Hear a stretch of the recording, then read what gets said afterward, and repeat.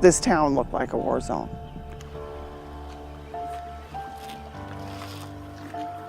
You hear of these things happening, but not here. Not in Lynch, Nebraska.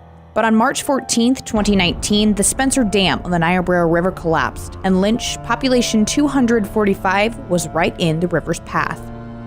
It was devastating, actually, in a lot of ways, to see a little town that you've grown up in and had a lot of pride in to be affected as much as it has been.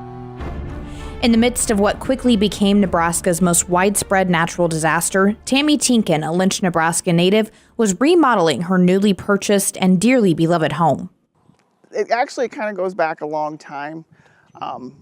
When I grew up, the first house I remember living in was just to the east, and this has always been the little yellow house. And so it kind of holds a special place in my heart for that little house to go back to. And we stayed in the one to the west of it last year for alumni, and we decided that we wanted a more permanent home. So we started last July and August of destruction and reconstruction.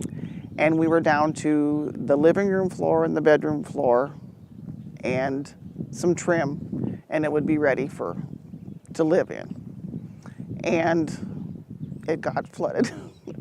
Annette had up to about right here done with ceramic tile, and it all had to be taken up. It was grouted and everything.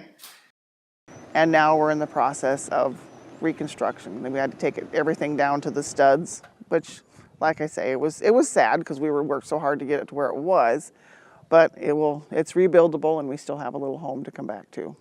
A home that dozens of other Lynch residents do not yet have. A home that Tammy is grateful was not destroyed, but rather damaged.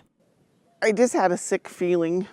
You can't describe really what your emotions are.